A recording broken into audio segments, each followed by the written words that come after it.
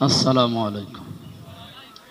ফাউযু বিল্লাহি মিনাশ শাইতানির রাজীম। বিসমিল্লাহির রহমানির রহিম। ওয়া জাআলনাহুম আইম্মাতান ইয়াহদুনা বিআমরিনা ওয়া আওহায়না ইলাইহিম ফি'লাল খায়রাত ওয়া ইকামাস সালাত ওয়া ইতাজ যাকাত ওয়া কানু লানা আবিদিন। সাদাকাল্লাহুল আযীম। আন আবি হুরায়রা রাদিয়াল্লাহু তাআলা আনহু ক্বাল ক্বালা আন-নাবিয়্যু সাল্লাল্লাহু আলাইহি ওয়াসাল্লাম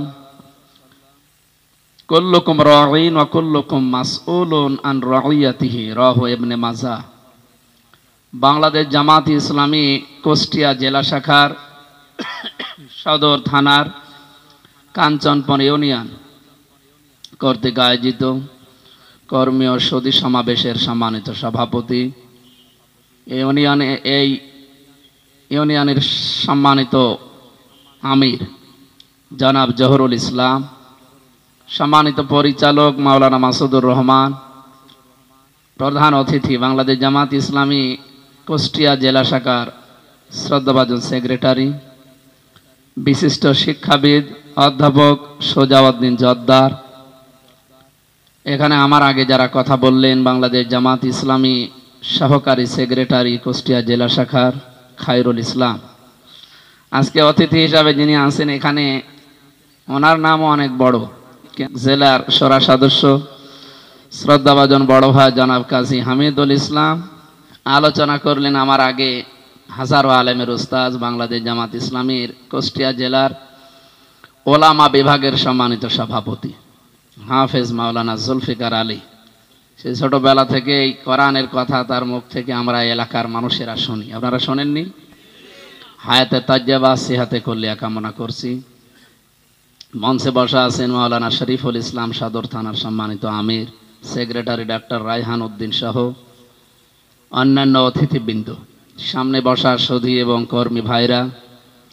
এ জেলা আমার, আপনারা এতক্ষণ বিভিন্ন কথা শুনছিলেন। বাংলাদেশের 64 জেলার চাইতে কুষ্টিয়া জেলা মানুষ হিসাবে এমনিতেই মহাব্বত ভালোবাসা এমনিই বেশি, কারণ এগুলো আল্লাহ রাব্বুল আলামিন তৈরি করে দিয়েছেন মানুষ হিসাবে।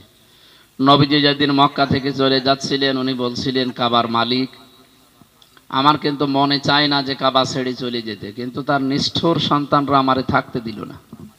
আমরাও তো এই জেলা ছেড়ে যেতে চাই না। এই 15 বছরে আপনারা আমাদেরকে ঢুকতে দেননি, কই তারা? এখন তো তাদেরকে আর পাওয়া যায় না। আজকে যে পরিবেশটা আল্লাহ তৈরি করে দিয়েছেন, রব্বুল আলামিন কোরআনে কারিমে জানিয়েছেন কাম তারাকু মিন জান্নাতি ওয়া উয়ুন ওয়া যুরুই ওয়া মাকামিন কারীম কাযালিকা ওয়া আওরাসনাহা কওমান আখরিন ওয়া নি'মাতিন কানু ফিহা ফাকিহিন। আল্লাহ বলেন, হে নবী, ওই মানুষগুলো যখন চলে যায় দেখেন কত কিছু ছেড়ে গেছে, তাদের বাগান, তাদের ক্ষেত খামার, তাদের অট্টালিকা, তাদের যে সমস্ত শখের জিনিস সবগুলো তারা ফেলে চলে গেছে, আর সেগুলো উজাড় গৃহ শ্মশান হয়ে পড়ে আছে। এগুলো কি ওয়াজ করার মতো নাকি দেখার মতো বলেন?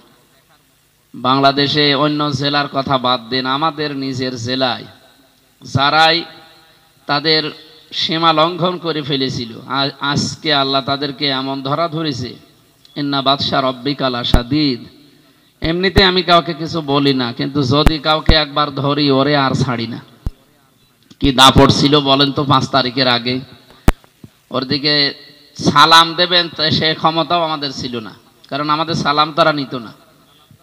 আর এখন সালাম না, এখন গালি দিলেও তারা নিতে চায় না। আমরা আগামীতে কোনো মানুষ যদি আসে তারা যেন এই আচরণ না করি।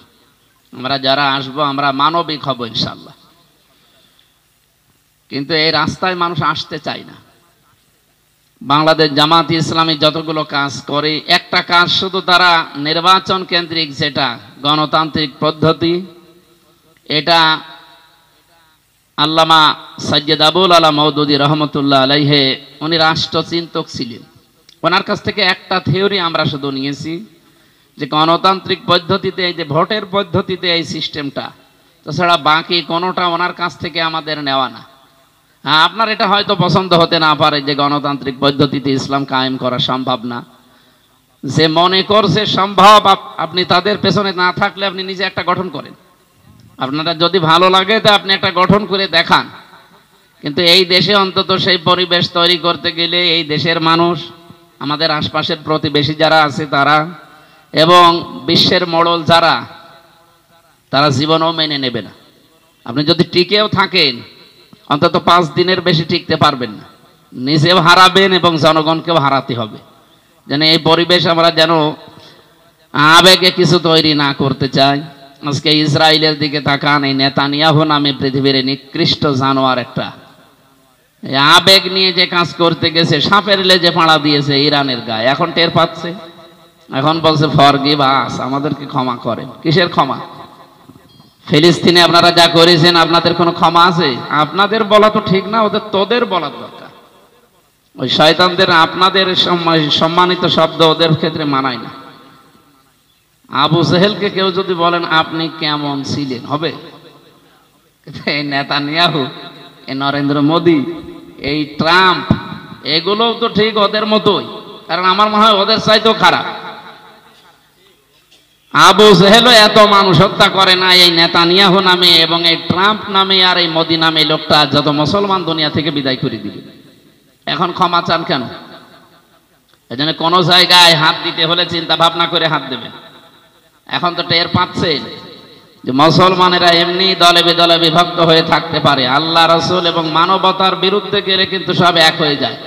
এটা রেকর্ড হচ্ছে, এই জন্য মেসেজটা দিলাম যেন বিভিন্ন জায়গায় পৌঁছিয়ে যায়। আমরা বাংলাদেশ জামাত ইসলামীতে যারা আছি, ইসলামী ছাত্র শিবিরে যারা আছি, ইসলামী ছাত্রী সংস্থায় যারা আছি, এ দেশের রাষ্ট্র ক্ষমতায় আমাদের যাওয়াই লাগবে না, এটা আমাদের উদ্দেশ্য না। আমরা এ দেশের মালিকও না, জমিনের মালিকও না, কোরআনের মালিকও না। আমরা কোরআনে খাদি। কি কথা বুঝতেছে? ওনার যতগুলো চিন্তা ছিল রাষ্ট্র সম্পর্কে, একটা চিন্তা আমরা নিয়েছি যে গণতান্ত্রিক পদ্ধতিতে ভোটের মাধ্যমে এটা নেওয়া যায়, এটা আমাদের কাছে ভালো লাগে। আর বাকি কোন বিষয়টা আমাদের ভালো লাগে না? আপনি যে বিভিন্ন দোষ এই 54 বছর দিয়েছেন আমাদের উপরে, বলেন। এরা যে সমস্ত কঠিন কঠিন পথে যেতে চায়, বাংলাদেশে এখনো তো 73টা দল আছে, এ দলে তো এই রাস্তায় কেউ আসতেই চায় না। আল্লাহ তাআলা বলেন ফালাকতাহামাল আকাবাতা ওয়া মা আদরাকা মাল আকাবা ফাক্কু রাকাবা। হে নবী, ওরা গিরিপথ পাড়ি দিতে রাজি না। আপনি কি জানেন গিরিপথ কি? এই গিরিপথ পার হয়েই তারপরে আমার জান্নাতে যাওয়া লাগবে, সফল হওয়া লাগবে, সৌভাগ্যশালী হওয়া লাগবে। আর এই গিরিপথ বাংলাদেশে 73টা দলের ভেতরে শুধুমাত্র আমি গ্যারান্টি দিতে পারি বাংলাদেশ জামাত ইসলামী পাড়ি দিচ্ছে। এর প্রথম কর্মসূচি ফাক্কু রাকাবা, তারা দাস মুক্ত করতে চায়। এই আয়াতটা যখন নাজিল হয় ওই সময় পৃথিবীতে দাসের সিস্টেম ছিল, মানুষ কেনা বেচা চলতো, এখন আছে? ওই সময় আপনি দাস হিসাবে অর্থ করলে হতো, কিন্তু এই 1500 বছর পরে যদি এখন দাসের অর্থ করেন, আমাদের দেশের মানুষ হয়তো বুঝবে না। এখানে অর্থ করা লাগবে কি? যারা আল্লাহর দাসত্ব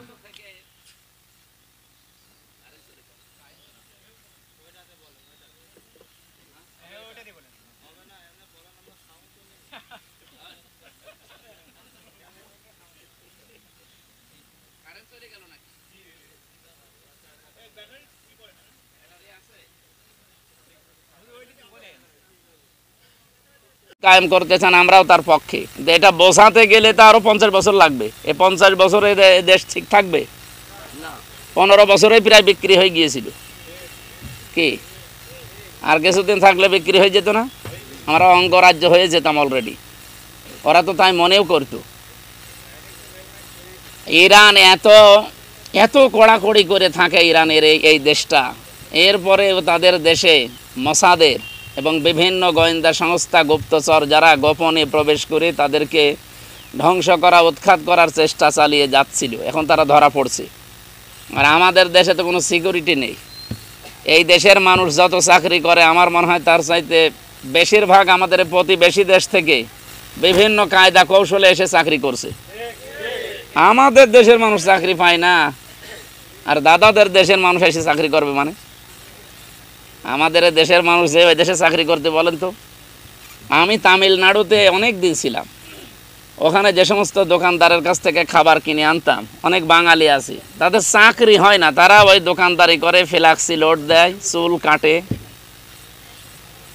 এই সমস্ত কাজ কারবার করে তারা খায়। এই জন্য বাইরের কেউ যদি এই দেশে আসে, সে শিক্ষিত হোক অশিক্ষিত হোক, তারা এসে ওরকম কোনো কাজ করে খাক। ভাই রাস্তা ছেড়ে দেন, নাই চুল কাটেন, নাই খাবার দাবার রান্না করেন হোটেলে। অন্তত আমাদের দেশের লোক বাইরে যে সমস্ত কাজ করছে, এরা কি বাইরের দেশে যে সরকারি কোনো চাকরি পায়? তো ওরা এসে আমাদের দেশে সরকারি চাকরি করবে কি করে? সচিবালয়ের যে তালিকা আপনি দেখেছেন, যত মানুষের তালিকা আমি দেখলাম, প্রায় 100 জনের 98 জন সচিব সব দাদারা। তা আমরা কি করছি? আমাদের সিকিউরিটি কিছুই নেই, এখনো সব জায়গায় জালেমরা এবং জালেমদের দোসররা বসে আছে। ইরানে এত কড়াকড়ি থাকার পরেও যদি গুপ্তচররা এভাবে যেতে পারে ছদ্মবেশ নিয়ে বিভিন্ন কায়দায়, আমাদের তো একেবারে আষ্টে পিষ্টে বেশি রেখেছে। এই জন্য আমরা 92% মুসলমান এই দেশে। আল্লাহর দাসত্ব যদি কায়েম করতে হয়, মানুষের গোলামি থেকে মুক্ত করে মানুষের আইনগুলো বাদ দিয়ে আল্লাহর আইনে জমিনে কায়েম করতে হলে এক জায়গায় আসা লাগবে। এই জন্যে এখন এই দেশের মানুষ অনেকেই কিন্তু বুঝে ফেলেছে এবং ফেলতেছে যে দলমত দেখা যাবে না। এখন দেশে যদি না থাকে, আপনি কোন দলমত দেখি কি করবেন? কয়েকদিন পরে যখন দেশ হারিয়ে যাবে, তখন সুবহানাল্লাহ পড়তে পারবেন না। আপনি এখন গুজরাটে যে সুবহানাল্লাহ পড়ে দেখেন তো, ওখানে একটা গরু জবাই করেন তো, গরু জবাই করার আগে আপনার জহব্বা কেটে নেবে। যে সে অবস্থা আমাদের দেশে হতে কি খুব বেশি দেরি লাগবে? এই জন্য এক্ষণই সময় ঐক্যবদ্ধ হওয়া। আপনারা জানেন একটা খুশির খবর, বাংলাদেশে এতদিন এক জায়গায় হতে পারেনি যারা, অলরেডি এখন ইসলামী বড় বড় 5টা দল বাংলাদেশে প্রায় এক জায়গায় হয়ে গেছে। এরা অলরেডি ঘোষণাও দিয়েছে যে আগামীতে ইসলামের বাক্স যদি যায়, একটা যাবে। যারা পালিয়েছে, মনে করেন সবাই তো পালিয়ে যেতে পারেনি, কিছু মানুষ পালিয়েছে, কিছু মানুষ আছে। এই মানুষগুলো যদি এখন থাকে দেশে, তারা কি চাইবে যে আমরা যা করেছি ইসলাম আসলেও আমাদের ছাড়বে না? তখন তারা কি করবে? হালকা জালেম যারা, তাদের সাথে যোগ দিয়ে তাদের জুলুমের মাত্রা আরো বৃদ্ধি করবে।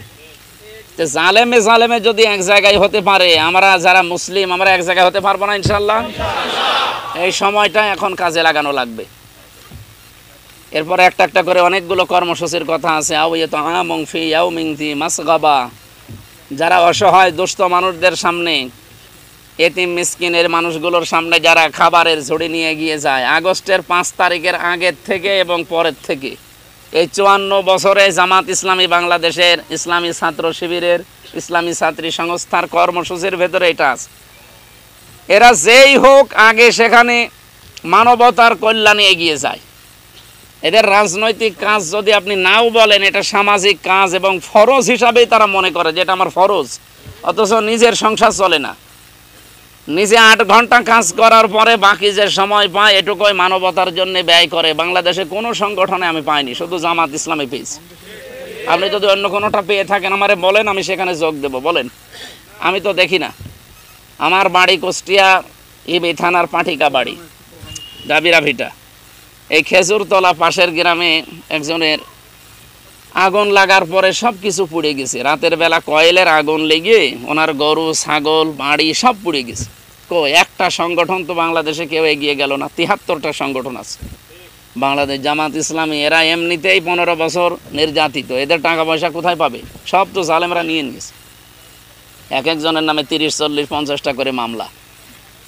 তারপরেও তারা 2000, 5000, 7000 টাকা জমা করে করে, কেউ ইউনিয়ন থেকে, কেউ ওয়ার্ড থেকে, কেউ থানা থেকে, কেউ জেলা থেকে, আমার নিজের কাছ থেকে 30,000 টাকা ওরে দিয়ে আসলাম। মনে হচ্ছে আকাশে চাঁদ পেয়েছে।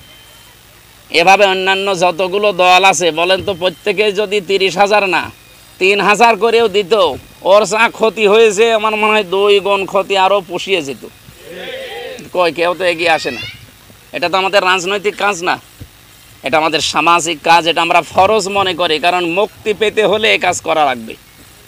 এতিম আংদা মাকরাবা, এতিম মিসকিন যারা আছে, এতিম মানে অসহায় যারা মা বাবা নেই, এই মানুষগুলোকে যারা দেখে শুনে রাখে।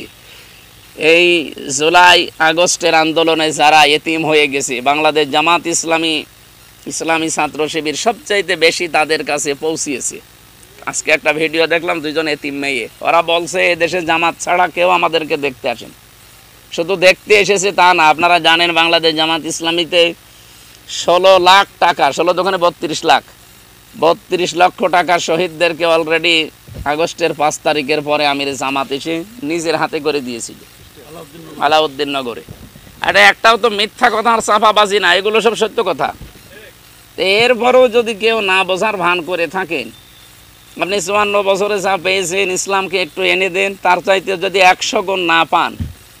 আমার কালকে আইলচারা ইউনিয়নে ওখানে জামাতের সমাবেশ ছিল, আমি বলেছিলাম একটা রাস্তা, আমাকে এক রাজনীতিবিদ বলছিল, আমি বহুদিনের রাজনীতি করে আসতেছি, বলছে যে একটা রাস্তায় বাজেট হয় 100 টাকা, 3 টাকা খরচ করে আর 97 টাকা খেয়ে ফেলে। বলেন এই রাস্তাটা যদি 100 টাকা দিয়ে খরচ করে বানায় তো 100 বছর যাওয়ার কথা, 3 টাকা খরচ করে বানালাম, 97 টাকা খেয়ে ফেললাম, ও তো 3 বছরের বেশি যাবে না? যাবে? 3 বছরের বেশি যায় না, 3 বছর না, 3 মাস পরে দেখা যাচ্ছে ভাঙা ভাঙি শুরু হয়। আর এমন ভাঙা ভাঙে, এখান থেকে যদি সদর হাসপাতালে কোনো মেয়ে লোককে নিয়ে যান, ডেলিভারি রোগী, ও মনে হয় ভাদালিয়া যেতে বাচ্চা হয়ে যায়। অনেকে আবার খুশি, বলছে হ্যাঁ ডাক্তারের কাছে তো যাওয়া লাগে না। কত বড় শয়তান! এরপরে যারা ধলি মলিন আছে, যারা অসহায়, যারা কাজকর্ম করে খায়, এদের কাছে যারা অন্তত যতটুকু সমর্থ আছে সে পর্যন্ত নিয়ে এগিয়ে যায়। কুষ্টিয়ার মজমপুর গেটে, চৌড়াহাসে এবং থানা মোড়ে, আরও বিভিন্ন জায়গায় আমরা দেখতে পেয়েছি। কুষ্টিয়া সদর এবং ইবি থানা, এই জেলায় প্রায় আমি দেখতাম, আমি বাইরের জেলায় থাকতাম বিভিন্ন সময়। এই যে প্রচণ্ড গরম গেল, এই গরমে এই মানুষগুলো এরকম একটা বোতল, একটা স্যালাইন অথবা একটা শরবতের, এগুলো তাদের গরিব মানুষ যারা ধলি মলিন, যারা কাজ করে খায়, রিক্সা শ্রমিক, এই মানুষগুলো পথচারী, ঘেমে শেষ। এই যে মাতরবা মানে তুরব থেকে এসেছে এটা, এই মানুষগুলোকে যখন তারা দেয়, দেওয়ার পরে দেখা যায় ওরা একটা তৃপ্তির হাসি দেয়। এই হাসিটা আল্লাহর কাছে এত দামি। সম্মানিত ভাইরা, এই জন্য আমরা কোরআন থেকে যেগুলো পাচ্ছি এগুলো জামাত ইসলামের ভেতরে পাই, অন্য কারো ভেতরে পাই না। তাই আমি সেখানে যাব কেন? এই এখানে এত কথা বলা যাবে না ভাই। আমরা সূরা আম্বিয়া থেকে 73 নম্বর আয়াতটা পড়েছিলাম। এটা নেতাদের কিছু গুণাবলী আল্লাহ দিয়েছেন, যে দুনিয়ায় যদি কেউ নেতা হতে চান তাহলে এই কাজগুলো করা লাগবে। ওয়াজআলনাহুম আইম্মাতান, আল্লাহ বলেন আমি যাদেরকে নেতা বানিয়েছিলাম জমিনে, ইয়াহদুনা বিআমরিনা, তাদের 1 নাম্বার কাজ ছিল তারা আমি আল্লাহর দিকে, মানুষকে আল্লাহর আদেশের দিকে ডাকতো, আল্লাহর আদেশের দিকে নির্দেশ দিত। বাংলাদেশে যত নেতা আছে সবাইকে আল্লাহর নির্দেশের দিকে আদেশ দেয়, ডাকে। তা আপনি কোরআন বাদ দিয়ে কোথায় ছুটতেছেন? ফাইম্মা ইয়াতিয়ান্নাকুম মিন্নি হুদা ফামান তাবিআ হুদায়া ফালা খাউফুন আলাইহিম ওয়ালা হুম ইয়াহজানুন। আল্লাহ তাআলা জানিয়েছেন, আদম চাও চলে যাও, দুনিয়ায় যাও তোমার স্ত্রীকে নিয়ে, আমার পক্ষ থেকে হেদায়েত যাবে মাঝে মাঝে। সর্বশেষ হেদায়েতের নাম কোরআন। এটা যারা অনুসরণ করতে চলবে, এদেশে অনুসরণ করবে, ইত্তেবা করে চলবে, আমি আল্লাহ গ্যারান্টি দিলাম, ফালা খাউফুন আলাইহিম, কোনো ভয় নেই, কোনো চিন্তা নেই। কিসের ভয়? এই যে চিন্তায়ের ভয় এদেশে এখন নেই। কথা বলেন না কেন? চাঁদাবাজির ভয় নেই। আপনাদের পাশের ইউনিয়ন, আমি নাম নিলাম না, এই আগস্টের 5 তারিখের পরে আমি শুনলাম আজকে 4 কোটি টাকা না কত টাকা তার ঋণ ছিল, সেই ঋণ শোধ করে আরো গাড়ি কিনে, বাড়ি বানিয়ে, সে এলাহি কারবার। এগুলো তো সব ফেরেশতারা তাকে দিয়ে গেল নাকি? তাহলে অবশ্যই এদেশে চাঁদাবাজির ভয় আছে বা চাঁদাবাজি হচ্ছে। আল্লাহ বলেন আমার অনুসরণযোগ্য যে কিতাব পাঠালাম, এটা যদি অনুসরণ করি, হেদায়েতটা যদি গ্রহণ করতে পারো সামনে, তাহলে চাঁদাবাজির ভয় থাকবে না। আমিরে জামাত ডাক্তার শফিকুর রহমান হাফিজাহুল্লাহ জানিয়েছেন, যদি জামাত ইসলাম ক্ষমতায় যায়, চাঁদাবাজি না, এই দেশে যদি কেউ চাঁদাবাজি করে, কোরআনে বর্ণিত যে নিয়ম আছে, 1 হাত আর 1 পা কেটে দেওয়া, ঠিক এটা করা হবে। আর একটা যদি করা যায় না, কুষ্টিয়া না, সারা বাংলাদেশের 56,000 বর্গ মাইলে একটাও চাঁদাবাজ পাওয়া যাবে না। আর মানুষ টাইট করার জন্য কিচ্ছু লাগবে না, কোরআনে বর্ণিত মাত্র 5টা আয়াত একটু খালি কার্যকর করে দেওয়া দরকার। যারা জেনা ব্যভিচার বা পরকীয়া প্রেম বা এদিকে ওদিকে একটু উকি ঝুঁকি মারে, যদি একটা দুইটা বিচার কুষ্টিয়ার বড় মসজিদে দেখে না যে সঙ্গে সার করছে, পাথর মেরে উড়িয়ে দিচ্ছে, আমার মনে হয় স্বপ্ন দোষ বন্ধ হয়ে যাবে। বাকি তো এদিক ওদিকে তাকানো, ঝুঁকি মারা, ওকে ঝুঁকি মারা সব বন্ধ হয়ে যাবে। কারণ আল্লাহ জানে যে মানুষের দুর্বলতা কোথায়। এমন এমন আইন দিয়েছে, ওই এক আইনে মানুষ টাইট হয়ে যাবে। আর এইটা এরকম 500 আইন আছে কোরআনে। কতগুলো? এটা ওয়াজ করেছি আজ সেই 13 সাল থেকে আরম্ভ করি, 3 বছর নয় বাদ দিলাম, 10 বছর তো ওয়াজ করলাম আমার জীবনে। উনি তো 50 বছর করছে। কি হয়েছে, একটা আইনে তো আমরা এই জমিনে দেখাতে পারি না। এবার যেহেতু আল্লাহ সুযোগ দিয়েছে, এবার যদি এই দেশের 300 এমপির ভেতরে 151 জন কোরআন বুকে নিয়ে যেতে পারে, এরা যদি প্রথমে যে বলে মাননীয় স্পিকার আমরা নামাজের বিল চাই, যাকাত আদায়ের বিল চাই, আমরা ভালো কাজ করা লাগবে এটার আইন চাই, ভালো কাজের আদেশ দেওয়া লাগবে আইন আপনারা সংসদে পাশ করতে চাই, অন্যায় কাজগুলো আইন পাশ করে বন্ধ করা লাগবে। চাঁদাবাজি অন্যায় কাজ না?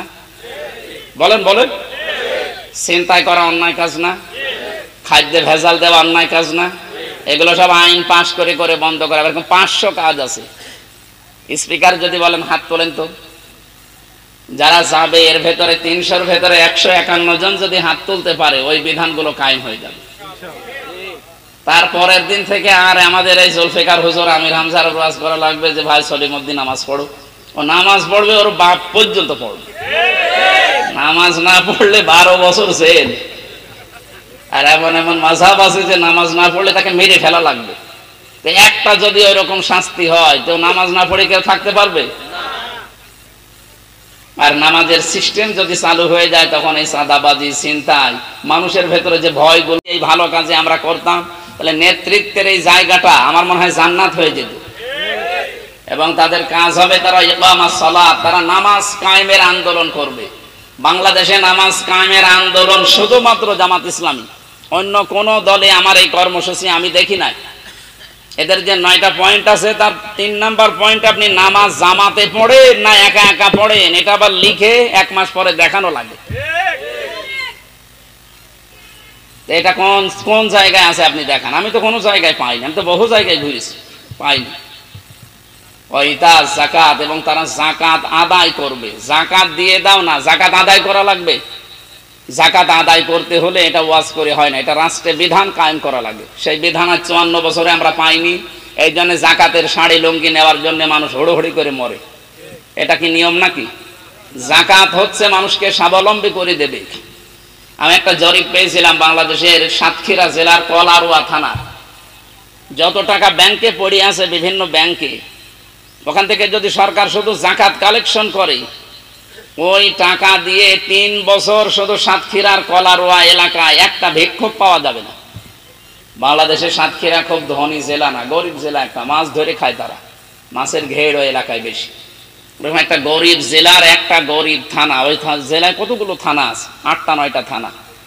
একটা থানার এই জরিপ যদি হয়, ওই তুলনায় কুষ্টিয়া অনেক উপরে, আমাদের তুলনায় চট্টগ্রাম আরো উপরে, এর তুলনায় সিলেট আরো উপরে, এদের তুলনায় ঢাকা তো আরো উপরে। কত টাকা পড়ে আছে আপনার হিসাবের বাইরে। আপনার মাথা, সে বাংলা কি বলে, মাথা ঘরে রেখেছো, ঘুরে যাবে। এই জন্য যাকাত আদায়ের কর্মসূচি যাদের দলে নেই, মুসলমান হিসাবে ওই দল করা যায় যে। আপনাদের আহ্বান জানাবো, যারা যাকাত আদায় করতে চান, সরকারি ভাবে যারা যাকাতকে কায়েম করতে চায়, আপনি দেখবেন যে দলে কর্মসূচি আছে সেখানে যাবেন। অকানুলানা আবিদিন। আর আল্লাহ বলেন এরা আমার সবাই বান্দা ছিল, আমরা আল্লাহর বান্দা হতে চাই না? আল্লাহ রাব্বুল আলামিন নেতাদের যে গুণাগুণগুলো দিলেন, যে কাজকর্মগুলো, কর্মসূচিগুলো দিলেন, যাদের ভেতরে এগুলো পাবেন আপনি সেখানে যাবেন। আমাদের ভেতরে না পেলে আমাদের কাছে আসার দরকার নেই। যেখানে পাবেন সেই জায়গায় গিয়ে আমাদের টার্গেট থাকবে এই জমিনে যেন আল্লাহর দ্বীনটা কায়েম হয়। আমি আবার বলছি, বাংলাদেশ জামাত ইসলামী এই জমিনের মালিক না, কোরআনেরও মালিক না। তারা খাদেন। তারা কি? জমিনে দিন কায়েম হলে ভালো, না হলে আমাদের কোনো লস নেই। কারণ আমাদের একটা নির্ধারিত বেতন আছে, মরণের পরে বেতন আল্লাহ ঠিক আমাদের মনের অবস্থা থেকে দিয়ে দেবে। আল্লাহ আমাদের অ্যাক্টিভিটিস, কাজকর্ম অ্যাক্টিভ হওয়ার তৌফিক যেন দান করেন দ্বীনের জন্য। আমরা আজকের মতো শেষ করছি। মাগরিবের পরে অমুসলিমদের সাথে যে অনুষ্ঠান আছে কুষ্টিয়া শহরে, আমাদের প্রধান অতিথি কিছু কথা বলার পরে আমরা বিদায় নেব। আপনাদেরকে যেহেতু বাংলাদেশ জামাত ইসলামের পক্ষ থেকে একটা দায়িত্ব ঘাড়ের উপরে চাপিয়ে দিয়েছে। আমি দোয়া চাই আপনাদের কাছে সততার সাথে যেন পালন করতে পারি। আমার আগে যিনি ছিলেন অধ্যাপক ফরহাদ হোসাইন স্যার, অনেক যোগ্য মানুষ, বর্ষিয়ার রাজনীতিবিদ, সংগঠন তার শারীরিক অবস্থা দেখে পাল্টিয়ে আমারে দিয়েছে। আমার যদি কোনো দোষ পাই বা আমার ভেতরে যদি দেখে যে না এর দিয়ে হবে না, অন্য কাউকে দিলে আমি ঠিক আবার তার পেছনে লেগে যাবো ইনশাআল্লাহ। আসসালামু আলাইকুম। নিশ্চয়ই ফরজ না হলে, এই ন্যায় বিচার ফরজ না হলে আল্লাহ রাসূল এই কাজটি করতেন না। সুতরাং আল্লাহ রাব্বুল আলামিন যুগে যুগে রাসূল পাঠিয়েছেন এই ন্যায় বিচার প্রতিষ্ঠা করার জন্যই। আল্লাহ রাব্বুল আলামিন বলেন, লাকাদ আরসালনা রাসূলানা বিল বাইয়িনাতি ওয়া আনসালনা মাআহুমুল কিতাবা ওয়াল মিজানা লিয়াহকুমা আন-নাসু বিল কিসত। আমি যুগে যুগে রাসূল পাঠিয়েছি, রাসূলদের উপর নির্দেশন দিয়েছি, তাদের উপরে কিতাব দিয়েছি, তাদের সেই কিতাবের ভিতরে ইনসাফপূর্ণ আইন দিয়েছি, মানুষ যেন ইনসাফ কায়েম করে নেয়। বাংলাদেশ জামাত ইসলামী সেই ইনসাফ কায়েম করার জন্য আগামীতে যে পার্লামেন্টের নির্বাচনে অংশগ্রহণ করবে, সেই নির্বাচনে ইনশাআল্লাহ এদেশের 18 কোটি জনগণ ব্যাপকভাবে ভোট দিয়ে ইনশাআল্লাহ বাংলাদেশ জামাত ইসলামীকে কোরআনের ক্ষমতা দেখার জন্য বাংলাদেশ জামাত ইসলামীকে বিজয় করবে ইনশাআল্লাহ। আপনারা সেই বিজয়ের সৈনিক হতে রাজি আছেন তো? আল্লাহ রাব্বুল আলামিন আপনাদের সবাইকে কবুল করুন, আমিন। ওয়া আখিরু দাওয়ানা আলহামদুলিল্লাহি রাব্বিল আলামিন। আসসালামু আলাইকুম।